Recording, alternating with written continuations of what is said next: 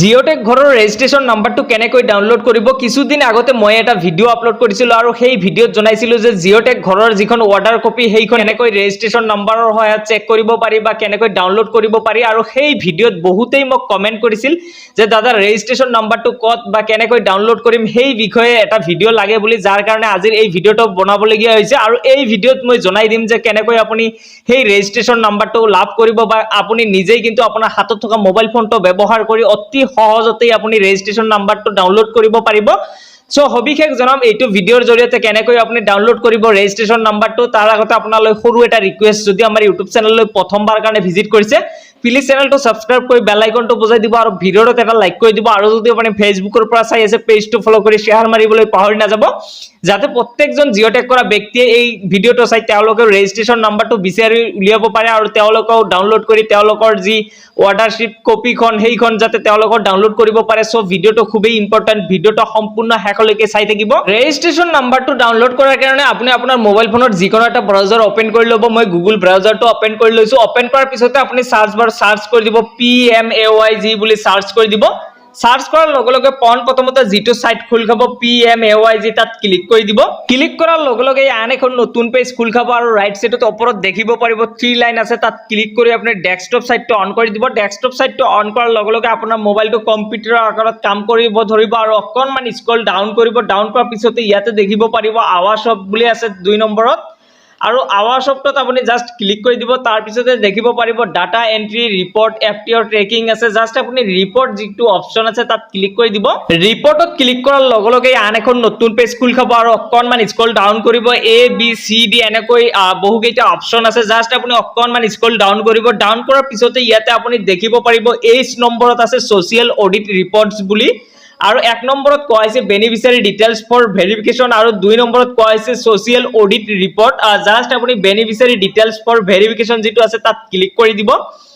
Click কৰাৰ লগে লগে আন এখন নতুন পেজ খুল খাব আৰু ইয়াতে দেখিব পাৰিছে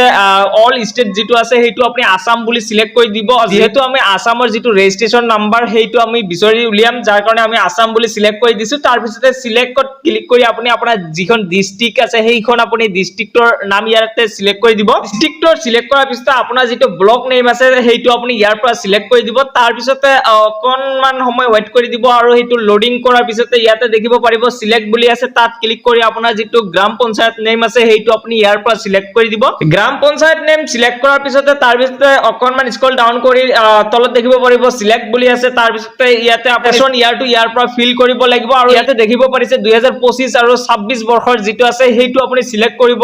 লাগিব এই 2025-26 বৰ্ষ যেটো আছে হেতু সিলেক্ট কৰাৰ লগে লগে বহুতৰ মনত প্ৰশ্ন আহিব পাৰে যে 2026-27 যেটো বৰ্ষ আছে হেতু কিয় সিলেক্ট কৰা নহল আপুনি নিশ্চয় জিঅ'টেক যেতিয়া সম্পূৰ্ণ কৰিছিল 2025 চনৰ মাৰ্চ মাহত কিন্তু জিঅ'টেক সম্পূৰ্ণ কৰা হৈছিল যাৰ কাৰণে কিন্তু আপুনি 2025 আৰু 26 বৰ্ষ যেটো আছে হেতু ইয়াৰ পৰা সিলেক্ট কৰি দিব লাগিব তাৰ পিছতে অকনমান স্ক্ৰল ডাউন কৰি ইয়াতে সিলেক্ট বুলি আছে তাত ক্লিক কৰি আপুনি প্ৰধানমন্ত্ৰী আৱাস যোজনা গ্ৰামীণ যেটো আছে হেতু আপুনি সিলেক্ট কৰি দিব সিলেক্ট কৰাৰ পিছতে অকনমান স্ক্ৰল ডাউন কৰিব ডাউন কৰাৰ পিছতে ইয়াতে দেখিব পাৰিব সাবমিট আছে তাত ক্লিক কৰি দিব সাবমিটত ক্লিক কৰাৰ লগে লগে পেজটো অকনমান সময় ওয়েট কৰি দিব ইয়াতে লোডিং লব তাৰ পিছতে আপুনি ক্লোজ কৰি নিদি অকনমান সময় ওয়েট কৰি আপুনি স্ক্ৰল ডাউন হৈ আহিব তাৰ পিছতে ইয়াতে দেখিব পাৰিব সিৰিয়াল নাম্বাৰ বেনিফিচিয়াৰী নেম তাৰ পিছতে ৰেজিষ্ট্ৰেচন নাম্বাৰ তাৰ পিছতে ফাইনান্সিয়াল ইয়াৰ যেটো আপুনি সিলেক্ট কৰিছে ইয়াতে শো কৰিব আপোনাৰ জব কাৰ্ড নাম্বাৰটো ইয়াতে শো কৰিব গোটেইখিনি কিন্তু ইয়াতে শো কৰিব আৰু ৰেজিষ্ট্ৰেচন নাম্বাৰটো বিচাৰি উলিয়াৰ ক্ষেত্ৰত ইয়াতে দেখিব পাৰিব বেনিফিচিয়াৰী ফাদাৰ বা নেমৰ পিছতে দেখিব পাৰিব ৰেজিষ্ট্ৰেচন নাম্বাৰ বুলি আছে আৰু ইয়াতে দেখিব পাৰিব কোনটো ৰেজিষ্ট্ৰেচন নাম্বাৰ হয় ইয়াতে দেখিব পাৰিছে AS ৰ পিছত যিমান কেইটা সংখ্যা আছে ইয়াতে হেতুৱে হল ৰেজিষ্ট্ৰেচন নাম্বাৰ আৰু ইয়াতে আপোনাৰ নামটো বিচাৰি উলিয়াব তাৰ পিছতে আপোনাৰ যেটো জব কাৰ্ড নাম্বাৰ আছে হেতু আপুনি মিলাই লব যদি আপোনাৰ হেতু হয় তেনে ক্ষেত্ৰত আপুনি ইয়াৰ পৰা এই ৰেজিষ্ট্ৰেচন নাম্বাৰটোৰ ওপৰত ক্লিক কৰাৰ লগে লগে কিন্তু এনেকৈ শো হ'ব কপি কৰিব পাৰিব বা শেয়াৰ সিলেক্ট অল যেটো কৰিব বিচাৰিছে ইয়াৰ পৰা আপুনি কপি কৰি লব আৰু হেতু আপুনি নোট কৰি লব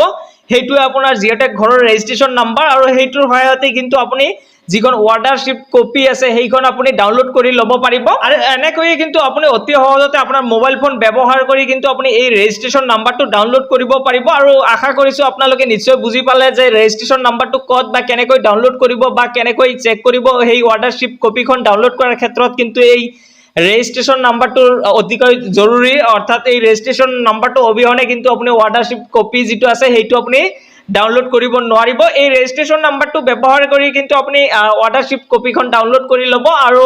ৱাটাৰশ্বিপ কপিখন ডাউনলোড কৰাৰ যিটো বেনিফিট সেইটো মই অলৰেডি এটা ভিডিঅ' বনাইছোঁ, আৰু এই ৱাটাৰশ্বিপ কপিখন ডাউনলোড কৰাৰ বিষয়ে মই বেছিকৈ নকওঁ, জাষ্ট আপুনি সেইখন ডাউনলোড কৰি ল'ব। মই অলৰেডি এটা ভিডিঅ' বনাইছোঁ যে সেই ৱাটাৰশ্বিপ কপিখন ডাউনলোড কৰাৰ বেনিফিটটো হ'ল যে আপোনাৰ যিটো নামৰ ঘৰ আছে সেইটো যদি বেলেগ কাৰোবাক দি দিয়ে তেনে ক্ষেত্ৰত কিন্তু আপুনি সেই ৱাটাৰশ্বিপ কপি যিটো আছে সেইটো লৈ কিন্তু আপুনি কমপ্লেইন কৰিব পাৰিব, আৰু আপোনাৰ সেই ঘৰখন আপুনি লাভ কৰাত আপোনাৰ সুবিধা হ'ব। চ' প্ৰত্যেকজন ব্যক্তিয়ে কিন্তু এই ৰেজিষ্ট্ৰেশ্যন নাম্বাৰটো যিটো আছে সেইটোৰ সহায়ত ৱাটাৰশ্বিপ কপিখন ডাউনলোড কৰি ল'ব।